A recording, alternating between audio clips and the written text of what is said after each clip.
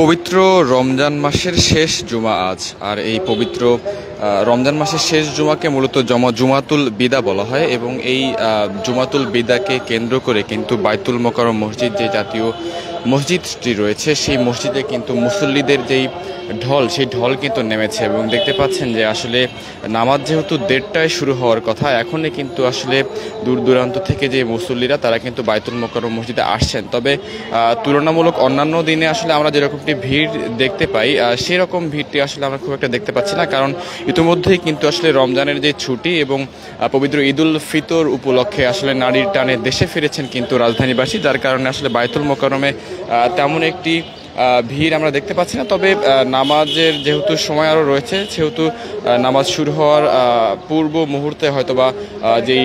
মসজিদে যে উপস্থিতি সেটি হয়তো বাড়তে পারে। তবে ইতিমধ্যে মসজিদের ভিতরের যে জায়গাগুলো রয়েছে সেগুলো কিন্তু পরিপূর্ণ হয়ে গেছে। তবে আমি যে বিষয়টি একটু আপনাদেরকে জানাতে চাই সেটি হচ্ছে, ইতিমধ্যে দেখতে পাচ্ছেন যে মসজিদের যে বারান্দা রয়েছে, সেই বারান্দার নিচে কিন্তু মুসল্লিরা কিন্তু এখানে অবস্থান করছেন এবং জুমাতুল বিদা উপলক্ষে আসলে জাতীয় মসজিদে আসলে একসাথে নামাজ আদায় করবেন বলে কিন্তু মুসল্লিরা কিন্তু একে একে কিন্তু বাইতুল মোকাররম মসজিদে আসছেন এবং জুমাতুল বিদাকে কেন্দ্র করে কোনো ধরনের কোনো অপ্রীতিকর ঘটনা যাতে না ঘটে সেই বিষয়টিকে মাথায় রেখে আইন শৃঙ্খলা রক্ষাকারী বাহিনী যারা রয়েছেন তারা কিন্তু তাদেরকে কিন্তু বেশ সতর্ক অবস্থানে আমরা দেখেছি। এবং দেখতে পাচ্ছেন যে আসলে বাইতুল মোকাররম মসজিদের একেবারে যে সম্মুখ গেট, সেই সম্মুখ গেটে আসলে যারা আসলে ছোটোখাটো ব্যানার নিয়ে প্রবেশ করছেন, যারা ছোটোখাটো ব্যানার নিয়ে প্রবেশ করছেন, যারা ছোটোখাটো ব্যাগ নিয়ে আসছেন, তাদেরকে কিন্তু একটি যেই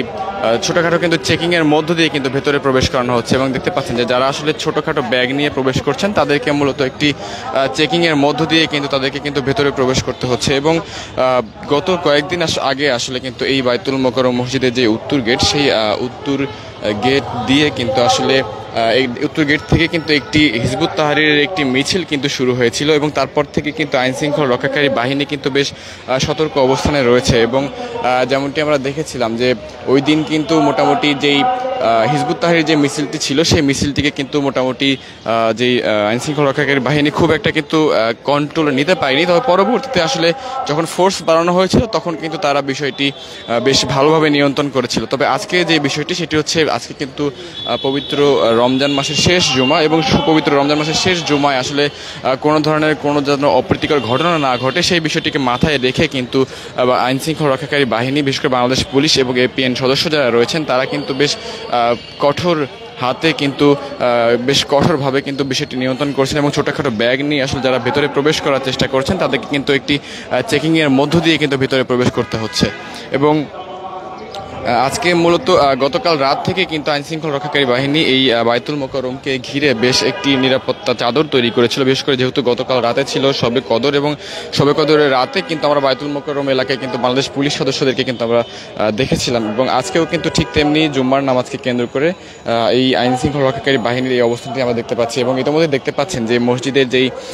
রাজধানীতে আসলে মূলত যেই ঈদ উপলক্ষে আসলে নারীর টানে যারা দেশে ফিরেছেন, যারা নিজেদের গ্রামের বাড়িতে ফিরেছেন প্রিয়জনের সঙ্গে ঈদ করতে, সেই কারণে মূলত আসলে মুসল্লিদের যেই সংখ্যা আসলে প্রতি জুম্মায় আমরা যেমনটি দেখতে পাই তেমন উপস্থিতি না থাকলেও এখনই কিন্তু আসলে একেবারে যেই মসজিদের যেই বারান্দা, মসজিদের যেই সিঁড়ি এবং সিঁড়ির নিচে যেই ফ্লোর রয়েছে সেই জায়গাগুলো কিন্তু এখনই কিন্তু পরিপূর্ণ হয়ে গেছে। দর্শক, আমরা ক্ষণে ক্ষণে আপনাদের সঙ্গে যুক্ত হব এবং দেশের সকল খবর সবার আগে পৌঁছে দেওয়ার চেষ্টা করবো। এতক্ষণ আমাদের সঙ্গে যুক্ত থাকার জন্য সবাইকে ধন্যবাদ জানাচ্ছি।